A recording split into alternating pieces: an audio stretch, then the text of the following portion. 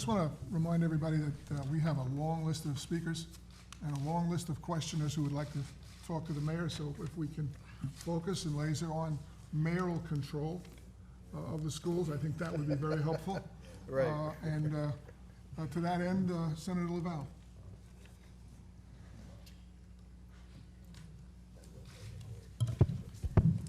Nice to meet you. Good to meet you, Senator. I attended kindergarten at PS 29, so I know that's In Brooklyn. in Brooklyn. Well, that's my old district, I and know. that's her original school where she taught. That's right. Yeah. So, You turned out good. well, but it was because of the education I got after. No, in all fairness, I didn't know my colors, except they didn't realize I was colorblind. Ah, So my parents moved me to St. Peter's, that Oh, is wow. no longer there, but You lived in my that's where I live. I lived on Henry Street, so. Oh, so did I. Okay. So, You guys want to get together for lunch? we are, Later, we absolutely. are here to talk you're about bringing people together. mayoral control. And how often do you meet with the chancellor?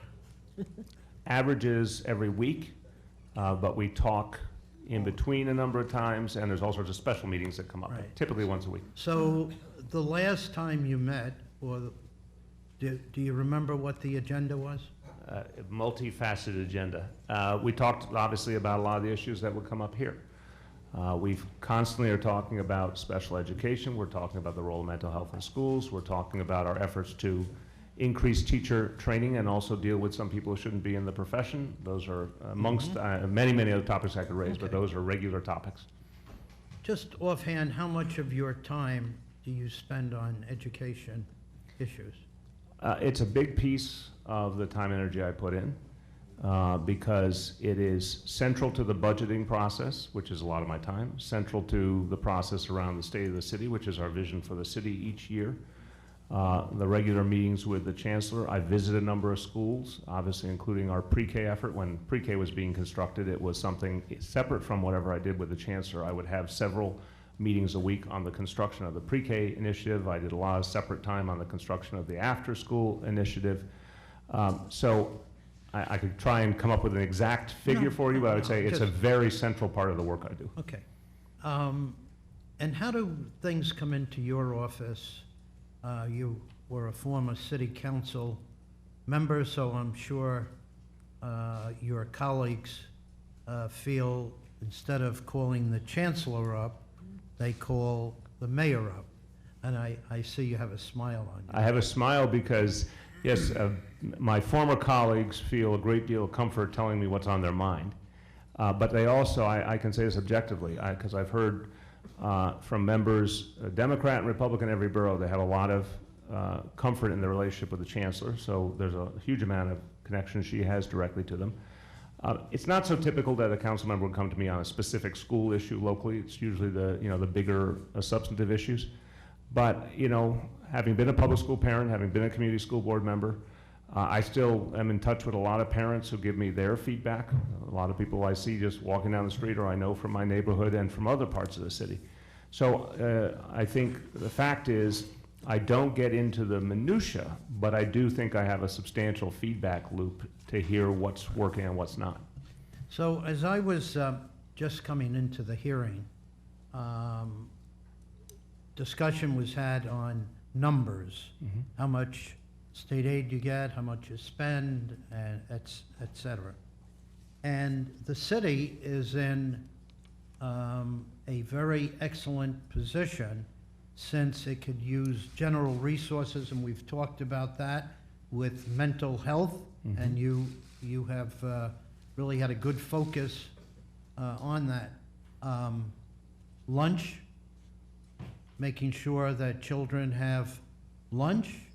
I assume that children at home are not being abused, that the special ed process is working properly, et cetera.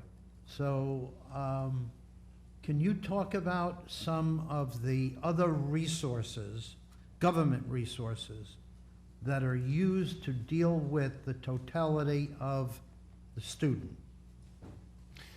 Yeah, I think I'm going to try to answer properly and tell me if I'm hitting the right mark here. We do try to think as a government across all the different departments and agencies. So for example, when we put together pre-K, the only way pre-K could be together, and I thanked your colleagues, I want to thank you as well for the support for the pre-K initiative, because it's, as you know, it's being noted all over the country. The biggest city in the country was able to do this in 2 years, get up to full-day pre-K for almost 70,000 kids. Well, that was because the fire department helped us do it, the health department helped us do it, the buildings department helped us do it. They all had to play a key role in making sure the health and safety and the right dynamics were there. Obviously, Department of Education and other agencies as well. So we do try and put a focus on education that says, you know, any agency that has a role to play in helping us get something done in terms of our kids would work together. We did that with the after-school initiative, which is Department of Education, Department of Youth and Community Development, many nonprofit partners, as I said earlier. Religious schools have been our partners. Charter schools have been our partners in getting things done like pre-K and after school. So we do try and come up with a, you know, if you will, a coalition effort to get these things done. To the way you prefaced the question, I'd say we have a lot more work to do. I'm not here to suggest everything's perfect in New York City. We've got a lot more work to do. But I do feel good that the entire city government understands that education, I think I can safely say, when I put myself forward for this office, I said pre-K was my #1 initiative. Education is the issue I focus on the most. And I think that has permeated our administration in a favorable way, in the sense of agencies know that if they have a role to play, it's a high priority. Can I just- So- I just want to add that there's another thing that I think is really helping us. We have become a center that other people want to learn from. So we just hosted 140 superintendents from around the country, which makes us a very good city to apply for grants. So we're applying for grants on issues that we want money to come from the outside, so we don't have to use our own resources. So we've got a major grant to do leadership training. We work closely with both our unions, CSA and U of T, in ways that allows us to leverage more money. So they're helping us, for example, on the renewal work. So I think it's not just about our budget, but how do we combine monies, and how do we also say, we in New York City are ahead on the community schools, the renewal schools. So we take visitors, we just had visitors from Yonkers, from Rochester. How do we use the city as an example of what is being attempted, so other people will want to do it, so then we can apply for grants and say, because we're being used as a model, we should have more money. Right. A lot of good stuff goes on in the city. Not the only thing, but good part of the time, it's the failing schools that hit the newspapers with great repetition. So this goes to mayoral control. What are we doing to really deal, and no one has mentioned, maybe the chairman did, but I haven't heard, what are we doing about reducing the number of schools that are failing that allow a lot of our students to fail? Well, I'm very focused on this, as is the chancellor. So we have 94 schools that we put in that category. We call them renewal schools. We are doing everything that we know to do to get them to be strong again. Many cases, new leadership. I think 33 new 33 principals. new principals in That's the been, 94 schools. Bringing in many cases, a master teacher, model teacher, teachers who are exemplary to help bring up the whole effort, more professional development. We've seen an improvement in attendance. We've seen, in many cases, a real improvement in the school culture and the capacity of school. Now, that being said, I put forward this vision a year ago. I said we were working on a 3-year timeline, that they had up to 3 years to prove that these investments and the changes in leadership, et cetera, were making an impact. But I reserved the right with the chancellor to make changes more quickly. So in the case of 4 schools that were on that list, we have moved for closure already. We've initiated the closure process. In the case of 25 schools, we've initiated a merger process. Many of them have become very small over time, little bit of a chicken egg dynamic. They, the previous administration obviously really amplified the small school approach, but sadly, in the case of a small school that then was struggling, parents voted with their feet. And so the attendance, or the level of the student body got so small that they really couldn't be functional. This is something the chancellor focused on, the need to merge some of these schools as part of fixing them. So we've started aggressively on that route. But I think the good news in this is that we see a number of these schools starting to improve meaningfully to keep to that timeline we set out. When we get to that 3-year mark, the ones that have continued to improve, we're going to raise the standards again on them. We're not satisfied with just getting somewhat better. We're going to keep picking that pace up. For the ones that don't make it, we're going to closure. We've been very clear about that. Are these in poor areas? The vast majority are.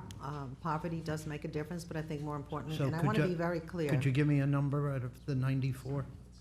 The number of the 94 that are in I poor would say areas? Yes. Well, I think Yeah, we will give you an take a exact slice. number. I would say, the Yeah. caution I want to make is, there are some schools that may not be physically in an area that is considered poor, but a lot of the students happen to be. Right. So we'll get you the exact number, but I think, as you said, Yeah. as the chancellor said, it is primarily in lower income neighborhoods, yes. Yeah. I think we have really also need to change the dialogue on this, because when you say failing schools, you're also assuming failing students. And they're struggling. And in many of the cases in these schools, they were neglected for too long. They sometimes did not have any professional development. They may not have leaders who had high expectations. So we're not just changing what we do in these schools, but how we think about what we do in these schools.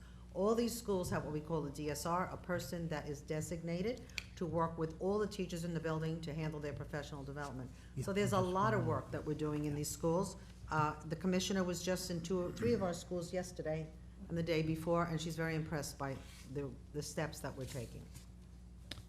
Okay. I'll be in touch with your chancellor to flesh that out a little more. Yeah, and I'm happy to take any of you to visit any of our renewal schools, particularly if they're in your particular communities. I do school visits all the time. Mayor, I was very, very happy to hear you talk about career and technical education. I have been trying to begin a process, beginning in 7th grade. In the budget, I didn't achieve that goal, went to 8th grade. But we're trying to create a career track for students, because you were right on the money with what you said. With a community college education, they can end up with something very special and earn a good income.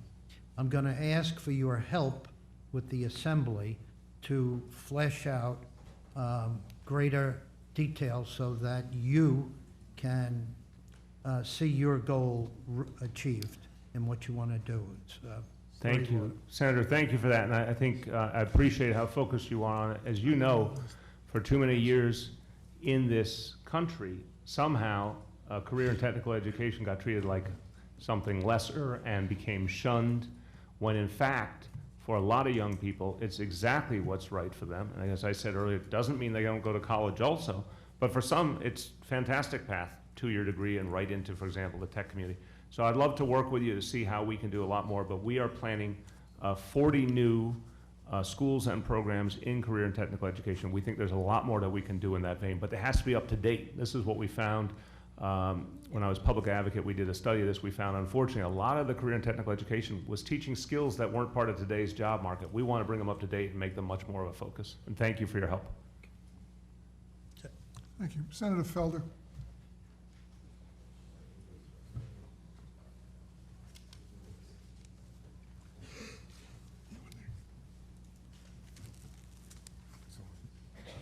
Okay.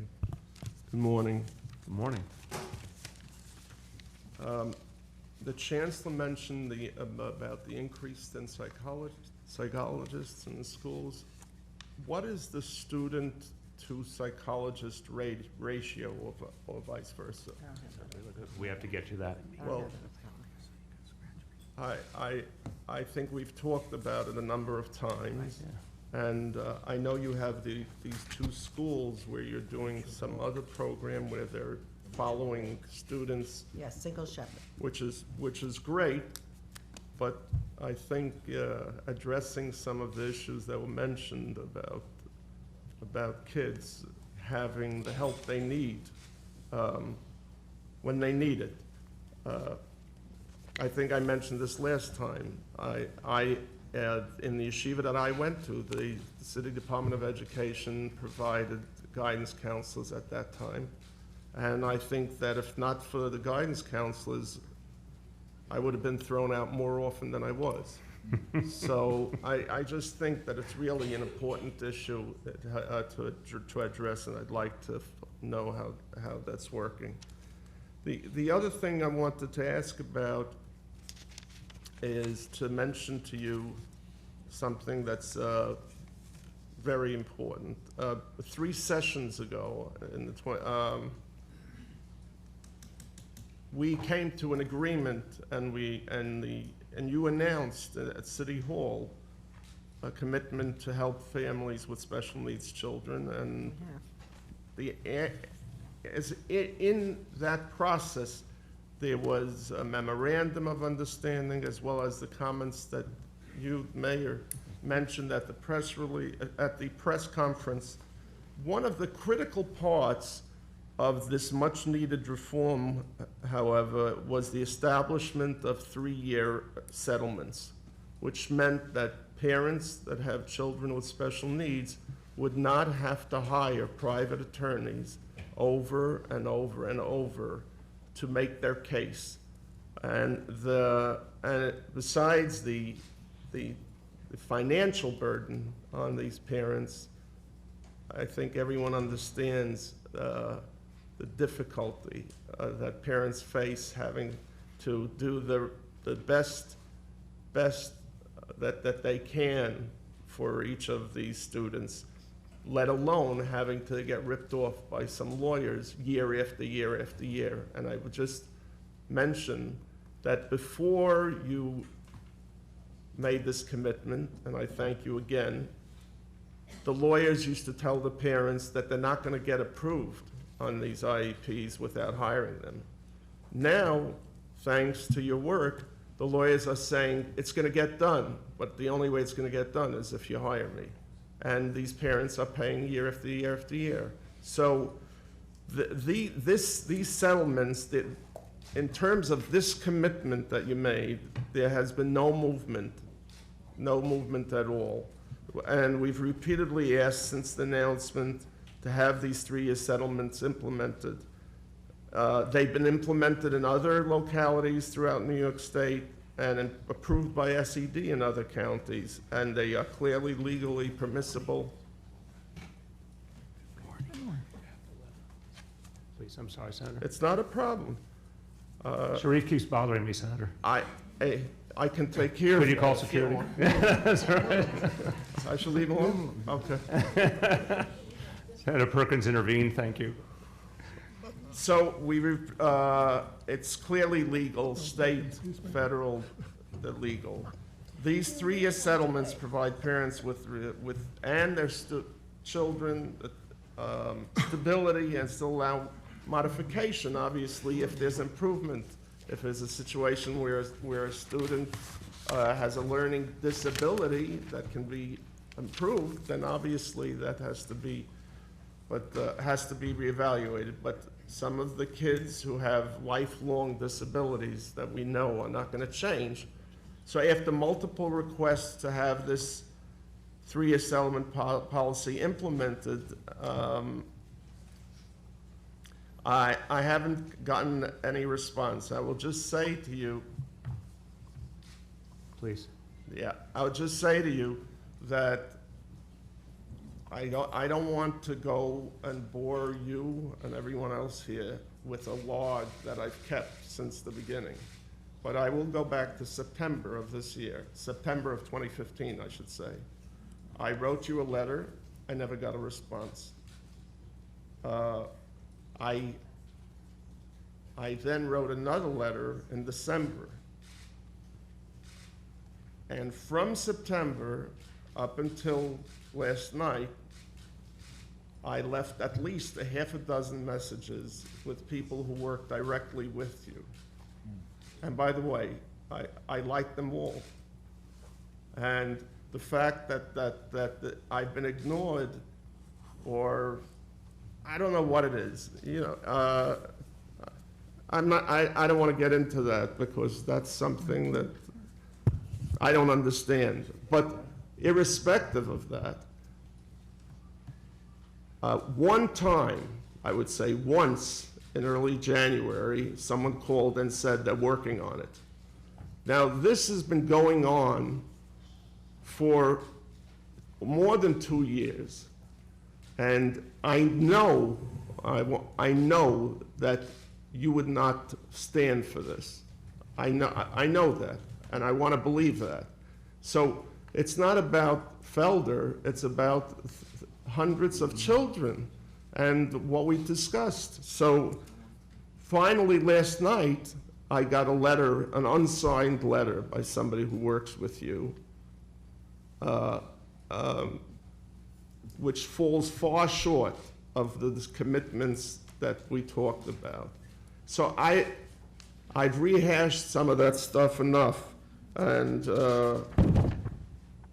I just want to ask you point blank, I'm asking you to make a commitment to have this implemented before next year's cycle, because if we get it done now, that means that parents that go through this process will have the ability not to have to worry about it for 3 years and not have to pay extraordinary costs to lawyers who are ripping them off for no reason. I certainly agree with your focus on the parents, Senator. We've talked about this a number of times.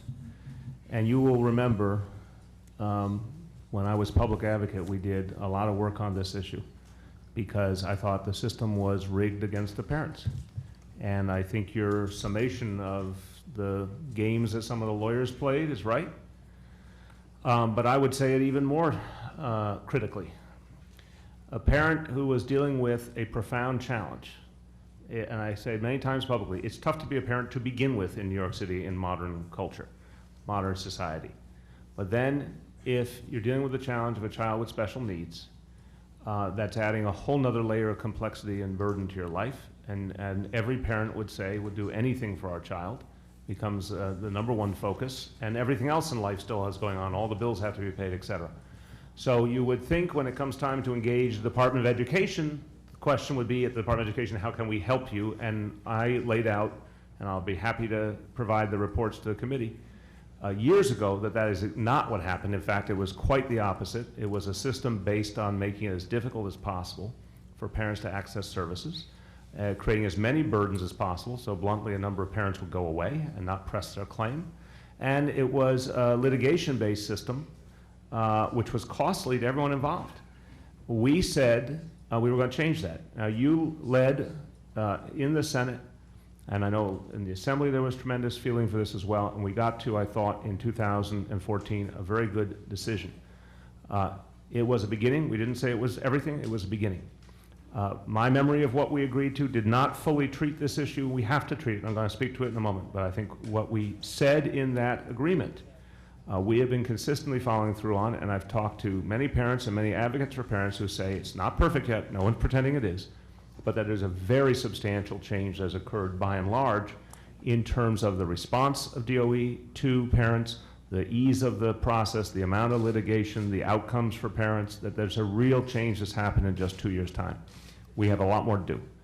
On the question of your efforts on the 3-year issue, I want to formally apologize. There's no reason any member of the legislature would have to go to such an extent to get a simple answer. As you well know, we serve together in the council. Sometimes the answer won't be the one you seek, but you deserve an answer. So I find it unacceptable that you did not receive an answer. I apologize for that. But what I can tell you in the letter that was provided to you yesterday is that we are now committing when, and I want to put the conditions out very clearly, when there is no change, no meaningful change in the IEP, in the specific plan for that child, and there is no meaningful change in the service provided, that we think the 3-year model makes sense, and we will detail that in greater detail to you formally, and what kind of timeline. I don't want to speak in too much detail today about the implementation timeline, because I want to make sure anything I say to you we will keep to. But I'm very hopeful that a lot of that at least can be done for the school year starting in September. But I want to emphasize, sometimes the IEP does change. Sometimes the IEP doesn't change, but the place and the kind of service changes. So we do need to be straightforward about when there are variations. But I agree with you at the same time. There are many times when there are not. And if there's no variation in the IEP or the type of service, there should not be a legal process. There should not be lawyers involved. Just, we should make it very simple and straightforward for the parent that they are approved and keep going with what they have. So we will delineate that to you in greater detail in the next few days, and we will put timelines to how we will implement that. So I just want to ask the same question again. I'm asking you very specifically for a commitment to do everything humanly possible to have this implemented for the coming school year.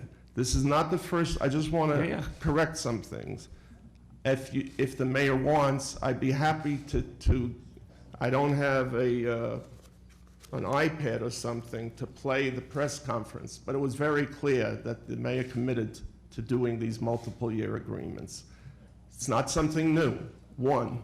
Two, this is not a question where it's like 50-50, that there's some that have changes and some that don't.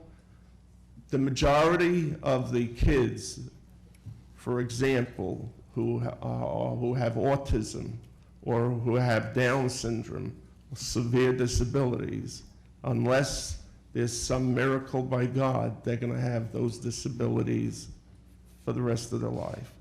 And obviously, this discussion about where things have changed, it's not new. We had this discussion 2 years ago. Yeah, but Senator, respectfully, we've made changes in a way that were not made previously, and I'd like some acknowledgement of that fact. You know what? I apologize, and it's not for somebody else. I apologize myself. I want to thank you for the improvements that have been made, clearly so.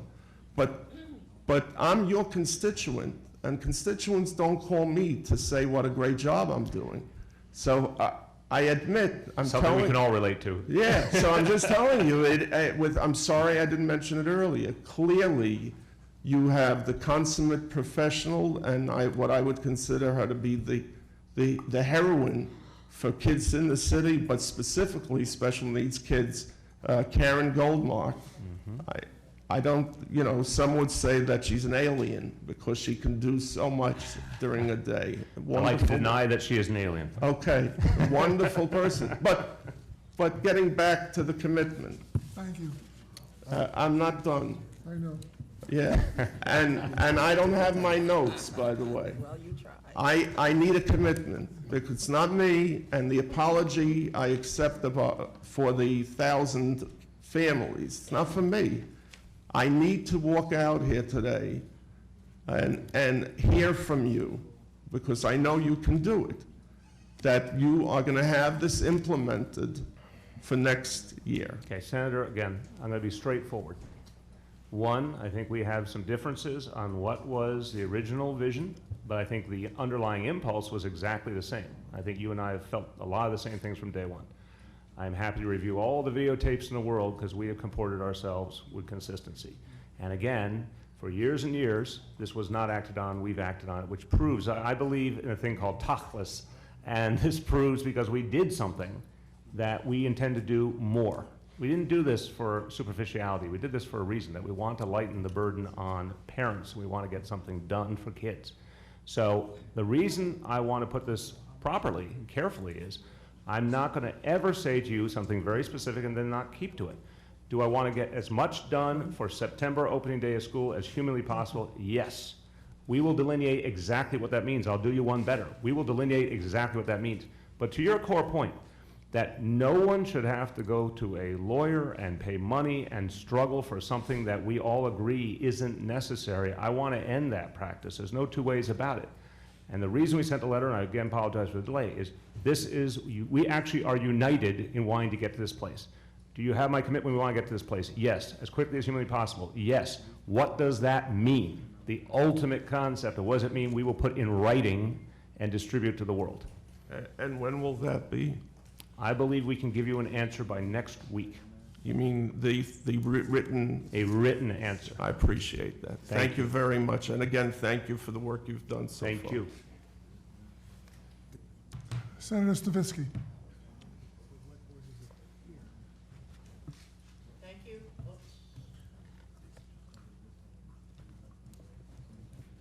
I was a history teacher, not an electron. It's on, it's on, it's on. Can I Speak. borrow? Okay. Did I have it? Yeah, yeah,